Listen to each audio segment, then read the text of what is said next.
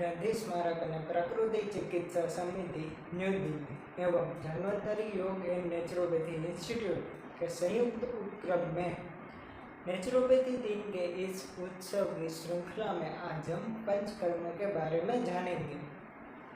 तो पंचकर्म, जैसा कि हमको नाम बता रहा है, ये 5 कर्मों का समूह है। तो ये पंचकर्म कौन कौन से है, क्या क्या है पंचकर्म का, क्या यूज है, क्या उसकी ज़रूरत है, ये सब हम आगे जानेंगे। इससे ये सब जानने से पहले हम थोड़ा बेसिक समझ लेते हैं। तो बेसिक आयुर्वेद नेचुरोपैथी दोनों तो बेसिक में जाए तो हमारा जो मानव शरीर है वो पंच महाभूत से बना हुआ है। पंच महाभूत यानी पृथ्वी, जल, वायु, अग्नि, आकाश और 3 दोषों से बना हुआ है। कौन कौन से 3 दोष? वात, पित्त और कफ। इन तीनों दोषों के और भी सब टाइप्स होते हैं, जैसे कि वात के 5 टाइप होते हैं, पित्त के भी 5 टाइप होते हैं और कफ के भी 5 टाइप होते हैं। इन सभी प्रकार के वात, पित्त, कफ के अपने अपने फंक्शन रहते हैं। ये अपने प्राकृत अवस्था में शरीर को सपोर्ट करते हैं, शरीर को सस्टेन करते हैं और हमारी डेली की क्रिया में हेल्पफुल होते हैं। अब प्रॉब्लम कहाँ आती है? जब ये दोष की प्राकृत अवस्था विकृति पाकर दोष विकृत हो जाते हैं। दोष विकृत होना यानी सिंपल लैंग्वेज में समझे तो दोषों का इम्बैलेंस होना। अभी दोषों का इम्बैलेंस होने से जो दोष इम्बैलेंस हुए हैं वो आगे चल के संप्राप्ति बनाते हैं और संप्राप्ति के अंत में हमें रोग मिलता है। ठीक है, अगर हमने समझा रोग कैसे उत्पन्न होते हैं। अभी रोग उत्पन्न होने के लिए वात, पित्त और कफ का इम्बैलेंस होना यानी कि विकृत होना, वह रोग होने के लिए वात, पित्त, कफ का विकृत होना आवश्यक है। तो वात, पित्त, कफ की विकृति कैसे होती है ये जानना पड़ेगा। तो वात, पित्त, कफ की विकृति होना यानी निदान सेवन करना। निदान सेवन करने से वात, पित्त, कफ की विकृति होती है। तो ऐसे कौन कौन से निदान है जिससे वात, पित्त, कफ की विकृति होती है? तो हम निदान सेवन में देखने के लिए जाए तो ऐसे निदान सेवन के अंदर हमारे जो डेली की क्रिया है, जो हमारा आहार है, जो हमारा विहार है, आहार के अंदर कैसा खाते हैं, कितना खाते हैं, कितने बजे खाते हैं, ये सब आता है। विहार यानी हम कैसे रहते हैं। फिर हमारा जो सन है, मून है, वो सब का इफेक्ट हमारे बॉडी पे क्या पड़ता है, विंड का क्या पड़ता है, हीट का, कोल्ड का, इन सब का इफेक्ट हमारे बॉडी पे पड़ता है। तो ये सब कुछ मिलकर हमको निदान सेवन बनाते हैं। निदान सेवन के अंदर इन्फेक्शन भी आ जाते हैं। इन्फेक्शन की वजह से भी दोषों की वृष्टि होती है, दोषों की विकृति होती है और आगे चल के डिसीज प्रोड्यूस करते हैं। तो अभी दोषों की विकृति यानी दोषों में इम्बैलेंस। दोषों में इम्बैलेंस यानी वात का बढ़ जाना, पित्त का कम हो जाना, पित्त का बढ़ जाना, कफ का बढ़ जाना, कोई भी जो नॉर्मल स्टेज है उससे आगे पीछे हो जाना। तो हम वो आगे जाके रोग करते हैं। तो रोग नहीं होना देना है हमको, तो दोषों के इम्बैलेंस को ट्रीट करना पड़ेगा। अब दोषों के इम्बैलेंस को ट्रीट करना यानी दोषों की जो विकृत अवस्था है उसको प्राकृत अवस्था में लाना, यानी बढ़े हुए दोष को कम करते हैं। तो आप सबको लगता होगा कि वात को कम कर दो, पित्त बड़ा, पित्त को कम कर दो, कफ बड़ा, कफ को कम कर दो। 3 मेडिसिन है, तीनों में सब हो जाएगा।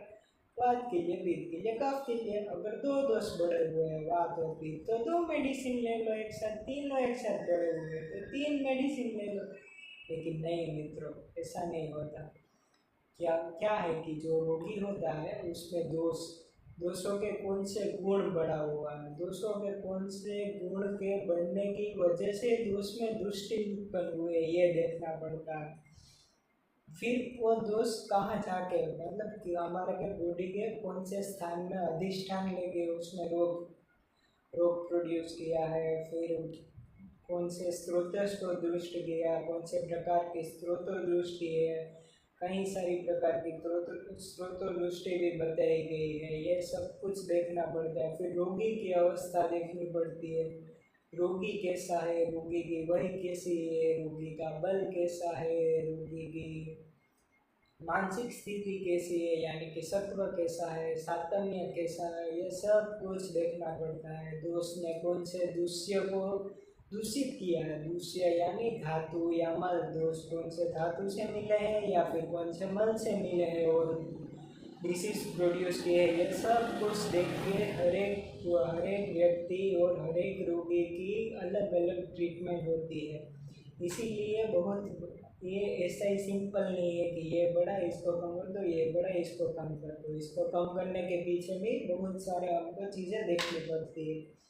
अब चलो, ये तो बात हो गई कैसे दोष को विकृत अवस्था में से प्राकृत अवस्था में लाया जाए। अभी जैसे दोष है, दोष के बढ़ने से रोग होता है, रोग की चिकित्सा करनी होती है, यानी दोष को विकृति से प्राकृतिक की ओर लाना होता है। अभी विकृत दोष जो है उसको प्राकृत करने के लिए हमें ये जो देखा, जो मेडिसिन दी हमने, वो मेडिसिन क्या है, समन है। समन चिकित्सा के बेसिकली 2 टाइप्स होते हैं, एक समन होता है, दूसरा शोधन होता है। समन यानी जो भी बड़ा हुआ दोष है उनको हमने कम कर दिया, यानी कि वो समन हो गया। और शोधन, शोधन यानी जो भी बड़ा हुआ दोष है उनको हमने बाहर ही निकाल दिया, शरीर के बाहर ही निकाल दिया।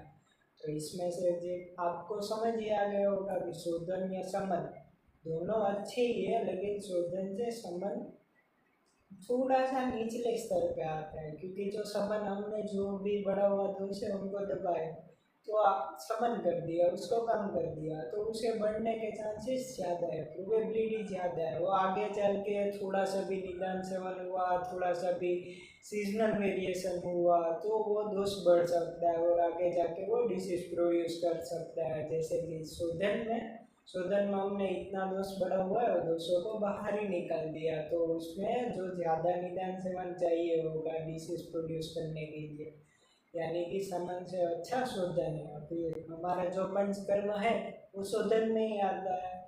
जैसे क्या है, पंचकर्म बेसिकली 5 प्रकार के कर्म होते हैं, यानी कि वमन, विरेचन, बस्ती। बस्ती 2 प्रकार की होती है, आस्थापन बस्ती, अनुवासन बस्ती और नस्य कर्म। ये हो गए 5 प्रकार। अभी कई आचार्यों ने दोनों बस्ती के प्रकार को एक ही में काउंट कर लिया है, यानी 4 हुए और 5वां रक्त मोक्षण बताया है। आप सोच रहे हो कि रक्त का मोक्षण, रक्त यानी कि जो 3 दोष है, वात, पित्त, कफ, कई आचार्यों ने 4 दोष बताए, रक्त को भी ऐसे दोष बताया है। तो वो दोष का मोक्षण यानी वो दोष को भी शरीर से बाहर निकालना, यानी रक्त को शरीर से बाहर निकालना, ये हो गया रक्त मोक्षण। अभी ये होते हैं पंचकर्म। अभी पंचकर्म के आगे भी थोड़े कर्म करने पड़ते हैं हमको, पीछे भी थोड़े कर्म करने पड़ते हैं। अभी पंचकर्म के आगे हम जो कर्म करते हैं उसे कहते हैं पूर्व कर्म, यानी पंचकर्म के पहले किए जाने वाले कर्म, यानी पंचकर्म को ऑपरेटिव कंसीडर कर ले तो ये प्री ऑपरेटिव, और पंचकर्म के बाद के कर्म पश्चात कर्म, यानी कि पोस्ट ऑपरेटिव। अभी पंचकर्म हम बारी बारी से देखते हैं। तो पहला पंचकर्म आता है वमन कर्म। वमन कर्म क्या होता है? वमन कर्म बेसिकली कफ के लिए होता है, बड़ा हुआ कफ है उसको शरीर से बाहर निकालना, ये वमन कर्म का काम है। तो इसका मतलब क्या, वमन में सिर्फ कफ ही कम होता है? नहीं, ऐसा नहीं है, वमन में कफ भी कम होता है और साथ में इसका इफेक्ट वात और पित्त दोनों दोषों पे पड़ता है, लेकिन बेसिकली वो मेनली कफ पे काम करता है। अभी कफ का मेन स्थान क्या है? कफ हमारे पूरे बॉडी में रहता है, लेकिन कफ का मेन स्थान आमाशय है, तो कफ को आमाशय से निकालना ये वमन का काम होता है। ठीक है। अभी कफ के वमन के बाद में आता है विरेचन। विरेचन कफ के बाद आता है पित्त। तो विरेचन का काम क्या है? पित्त, बड़े हुए पित्त को बाहर निकालना अपने शरीर में से। अभी पित्त बड़ा हुआ कहाँ रहता है? पित्त बड़ा हुआ मतलब कहीं भी शरीर में हो सकता है, लेकिन जो पित्त का मेन स्थान है वो है पक्वाशय। तो पक्वाशय में से पित्त को बाहर निकालना। वमन में क्या होता है? हम वॉमिट करते हैं, वमन यानी वॉमिट। वैसे पित्त में डायरिया होता है, यानी कि मल मार्ग से जो बड़ा हुआ पित्त है उसको बाहर निकालना, ये प्रोसेस को कहते हैं विरेचन। अभी सेम जैसा कि वमन में है, वमन सभी दोषों के लिए होता है, लेकिन बेसिकली कफ पे काम करता है। वैसे भी पित्त सभी दोषों पे काम करता है, लेकिन बेसिकली वमन सॉरी विरेचन सभी दोषों के लिए काम करता है, लेकिन बेसिकली वो पित्त के लिए काम करता है, बढ़े हुए पित्त को निकालता है।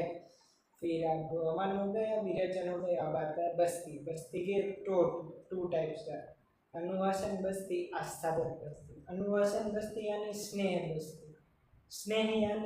स्नेह यानी घी है, तेल है, वसा है, मज्जा है, आदि आदि कई सारे स्नेह द्रव्य है।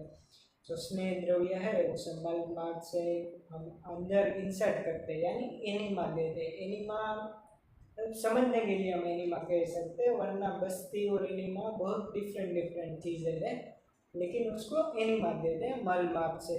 और उधर जाके उधर थोड़ी टाइम रुक के अपना जो काम करना है वो काम करके फिर बाहर निकल जाता है मल मार्ग के थ्रू से। और वो बेसिकली वात पे काम करता है, मतलब मेनली वात पे काम करता है, लेकिन उसका इफेक्ट पित्त पे और कफ पे भी होता है।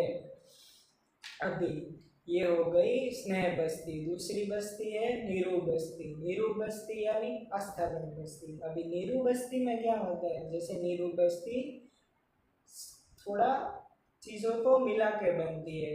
उसमें होता है माक्सिकम, लवणम, स्नेहम, कल्पकम, क्वाथम। माक्सिकम यानी अपना हनी हो गया, लवण यानी सेंधा लवण या फिर नमक हो गया।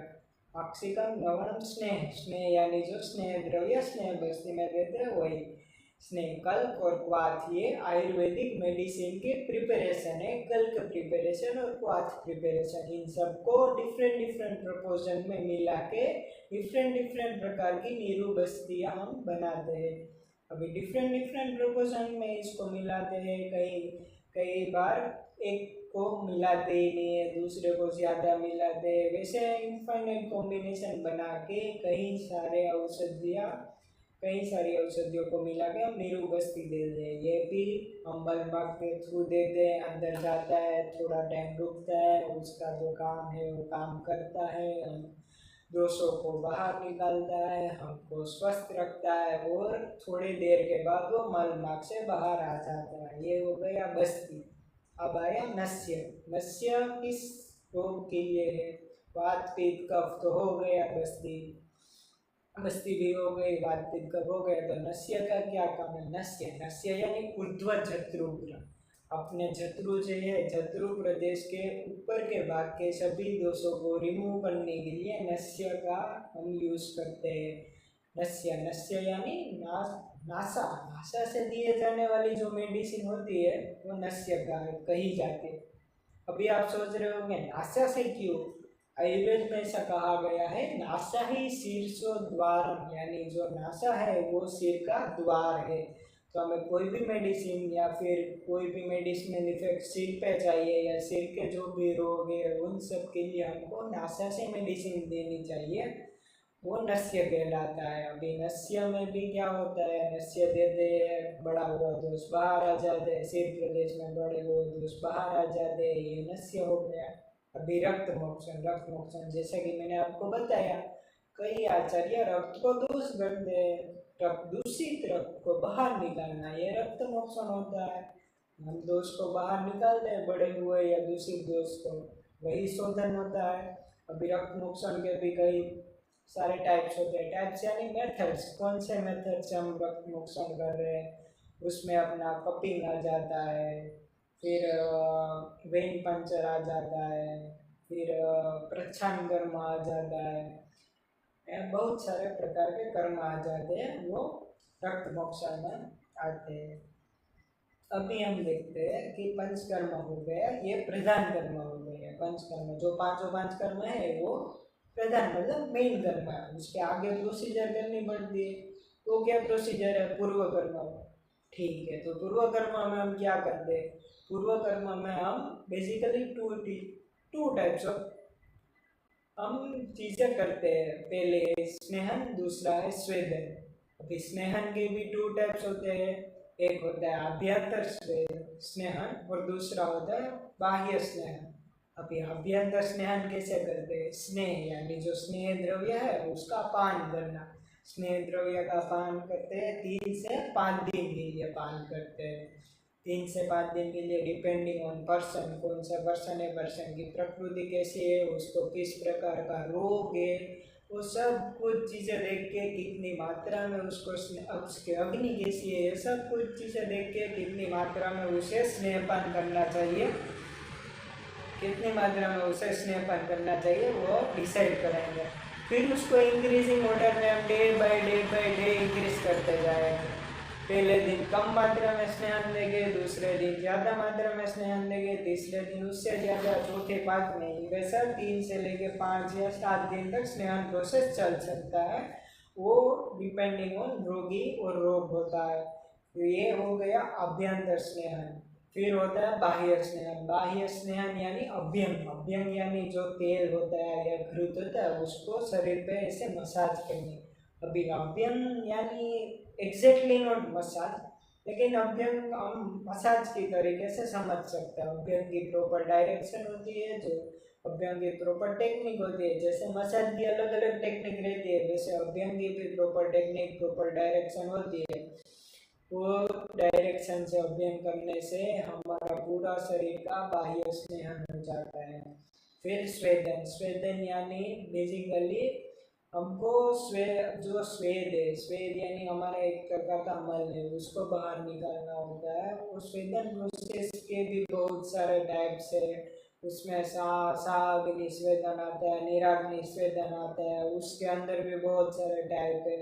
वो डिपेंडिंग अपॉन कौन से प्रकार का रोग है, कौन से प्रकार का रोगी है, वो सब कुछ देख के कौन से प्रकार का स्नान करना है वो डिसाइड करेंगे। जनरली बाष्प स्वेद दिया जाता है। ठीक है, अभी हो गया स्नेहन और स्वेदन। तो स्नेहन और स्वेदन तो ठीक है, चलो पूर्व कर्म में आ गए, लेकिन हमें स्नेहन और स्वेदन की जरूरत क्या है? जो दोष है हमारे शरीर में, सभी शाखाओं में, सभी जगह पे, हर एक अंग में फैले हुए रहते हैं। तो वो फैले हुए दोष को अपने मूल स्थान पे लाने के लिए, यानी कि कफ है तो उसको आमाशय में लाने के लिए, बड़ा हुआ पीते तो उसे पक्वाशय में लाने के लिए स्नेहन और स्वेदन करते हैं। पूरे बॉडी में अच्छी तरीके से स्नेहन और स्वेदन हो जाता है, तो जो पूरे दोष जो शाखा में फैले हुए हैं वो पूरे स्नेह के साथ में मिलके हमारे जो मेन स्थान होते हैं दोष के उधर आ जाते हैं, फिर हम उधर से उनको निकाल देते हैं। अच्छा ठीक है, चलो ऐसे करते हैं स्नेहन और स्वेदन। अभी स्नेहन के लिए, अभ्यंतर स्नेहन के लिए हमें घृतपान करना पड़ता है। तो घृतपान ऐसे ही नहीं कर सकते, वैसे वो घृत मेडिकेटेड घृत होता है, लेकिन ऐसे ही नहीं कर सकते। घृतपान से पहले हमें उसकी डाइजेस्टिव फायर यानी जठराग्नि, मतलब अग्नि को देखना पड़ता है कि उसकी अग्नि कैसी है। अग्नि अच्छी है, उसके अंदर आम यानी पहले से भी इनडाइजेशन या कुछ बचा हुआ खाना पड़ा नहीं है, या फिर वो पहले से कब्ज का और इसका मरीज नहीं, ये सब कुछ देखना पड़ता है, तभी हम स्नेह दे सकते हैं। और आभ्यंतर स्नेह हम देंगे। ये सब देखने के बाद फिर ही आभ्यंतर स्नेह अपना काम करेगा। तो ये सब देखने के लिए अगर आम है यानी इंडाइजेशन है, इंडाइजेशन यानी थोड़ा बहुत आम समझ सकते हैं हम, इंडाइजेशन और आम वैसे दोनों थोड़े थोड़े डिफरेंट होते हैं, लेकिन हम समझने के लिए एक ले लेते हैं इधर। तो जो आम है, आम का हमें पाचन करना पड़ता है। हमारा अगर हमारी जठराग्नि कम है तो उसको प्रदीप्त करना पड़ता है, यानी दीपन और पाचन करना पड़ता है। तो पहले दीपन और पाचन कर्म करते हैं, उसके बाद स्नेहन स्वेदन करते हैं। स्नेहन में आभ्यंतर स्नेहन, बाह्य स्नेहन करते हैं। अभी स्नेहन करते हैं, हमें कैसे पता चलेगा कितने टाइम तक स्नेहन करना है? तो स्नेह सिद्धि लक्षण आते हैं। जब हम स्नेहन करते रहते हैं तो हमारे बॉडी में थोड़े बहुत चेंजेस आते हैं। वो स्नेह सिद्धि लक्षण हमें इंडिकेट करते हैं कि अब इसकी स्नेह की सिद्धि हो गई, अब इसके सारे दोष शाखाओं से कोष में आ चुके। उनके डिफरेंट सिम्टम्स आते हैं बॉडी के अंदर, उसके हिसाब से जो आपका चिकित्सक है वो डिसाइड करेगा कि अब क्या पूर्व कर्म खत्म हो चुका है, अच्छी तरीके से हो चुका है। फिर प्रधान कर्म आता है। प्रधान कर्म में जो 5 प्रोसीजर है वो हम प्रधान कर्म में 5 प्रोसीजर करते हैं। वो ब्रांच ऑफ प्रोसीजर ऐसे ही नहीं कर सकते, जैसे कब बड़ा हो तो वमन दे दिया, विद बड़ा हो तो विरेचन दे दिया। उसमें कौन सा डिसीज है वो सब भी देखना पड़ता है, कौन सी प्रकृति है रोगी को देखना पड़ता है। अभी कई कई डिसीज होती है उसमें पंचकर्म निषेध होते हैं, पर्टिकुलर डिसीज में पर्टिकुलर कर्म कॉन्ट्राइंडिकेटेड होता है, ये सब कुछ देखना पड़ता है। ठीक है, फिर जो प्रधान कर्म होते हैं, प्रधान कर्म में हमें 3 टाइप के प्रधान कर्म होते हैं, एक प्रावर होता है, एक मध्यम होता है और एक अवर होता है। प्रावर प्रावर यानी कि सबसे अच्छी शुद्धि, अच्छी प्रकार की शुद्धि हो गई हो प्रावर शुद्धि। मध्यम शुद्धि यानी मध्यम प्रकार की शुद्धि हुई है, और अवर शुद्धि यानी निचले स्तर की जो शुद्धि हुई है वो तीनों टाइप की शुद्धि होती है।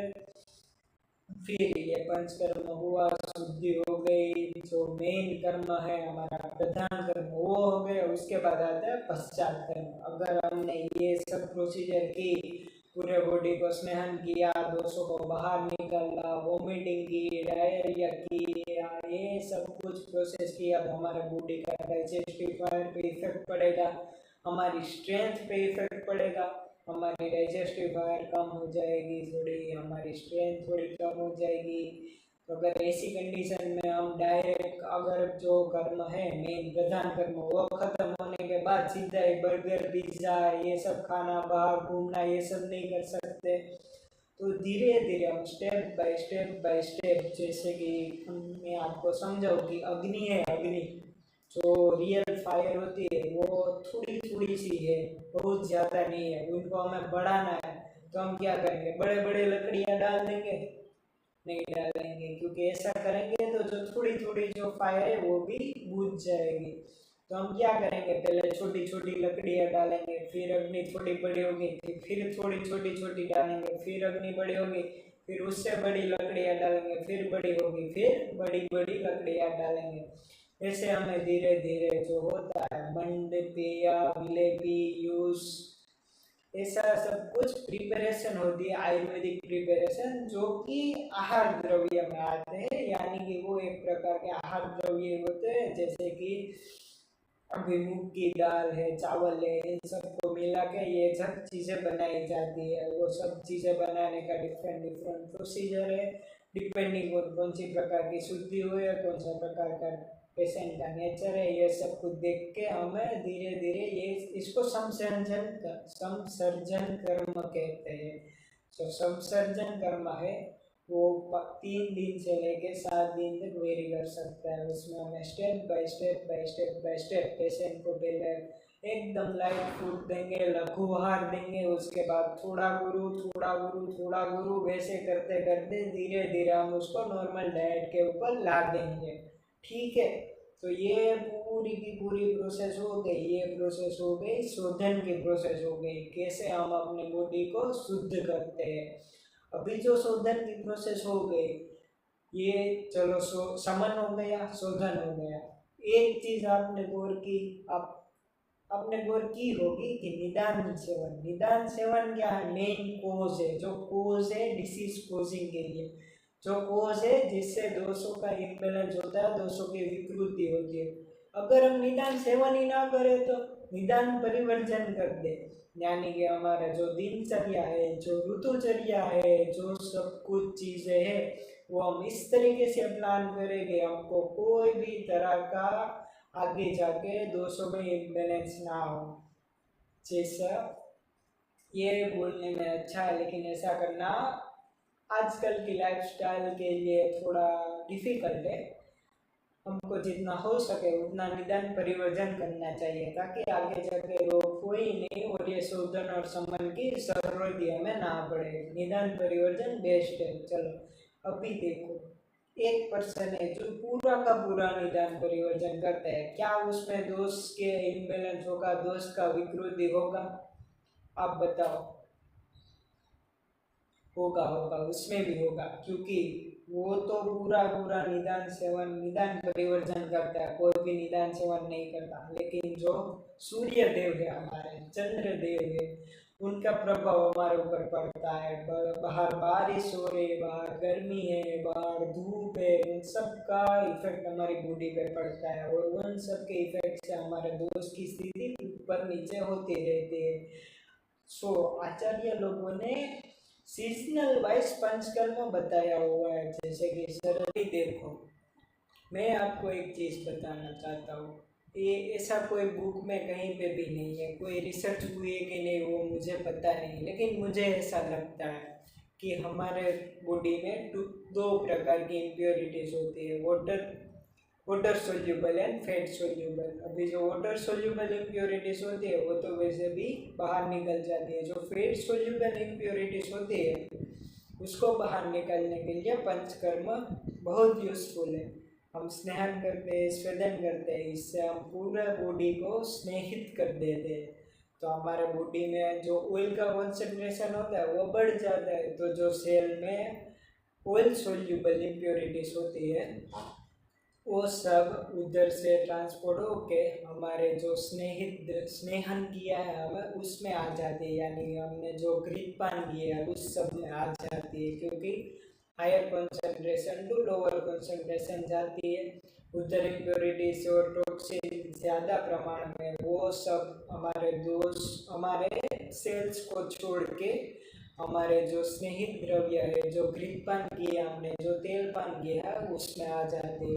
फिर वो सब घृतपान और तेलपान हम मेन जो हमारा जो आमाशय है, पक्वाशय है, जो मेन स्थान है जो दोषों का उधर लाते हैं, फिर हम उधर से निकाल देते हैं। यानी पंचकर्म वैसे देखा जाए तो जो फैट सोल्यूबल इम्प्योरिटीज होती है उसके लिए इम्पोर्टेंट होता है, क्योंकि ऐसा नहीं है कि अगर घृत पिएंगे, ये पिएंगे, वो पिएंगे जिससे वजन बढ़ जाएगा या फिर कोलेस्ट्रॉल बढ़ जाएगा। जैसे जो प्योर जो बेस्ट घी होता है गाय का घी वो सबसे बेस्ट है, उससे ना ही वजन बढ़ता है ना ही कोलेस्ट्रॉल बढ़ता है, ना ही घृत से वजन कम होता है। घृत आपका वजन मेंटेन करता है, गाय का दूध होता है वो। और वैसे भी हम घृत पान करने के बाद वो सारा घृत और इम्प्योरिटीज के साथ हम वमन के द्वारा या फिर विरेचन के द्वारा बाहर ही निकाल देने वाले होते हैं, उसको हम शरीर में नहीं रखने वाले। जैसे आयुर्वेद का प्रयोजन है स्वस्थ व्यक्ति को स्वस्थ रखना और जो रोगी व्यक्ति है उनके रोगों को दूर करना, वैसे ही हमारा प्रयोजन है, हमारे धर्मेंद्र योग नेचुरोपैथी इंस्टीट्यूट का प्रयोजन है, वैसे ही नेचुरोपैथी का प्रयोजन है कि आप सबकी स्वास्थ्यता, आप सबकी हेल्थ की प्रोटेक्ट करना और आप सबका जो रोग है, डिसीज है, उसको दूर करके आपको फिर से हेल्दी बनाना।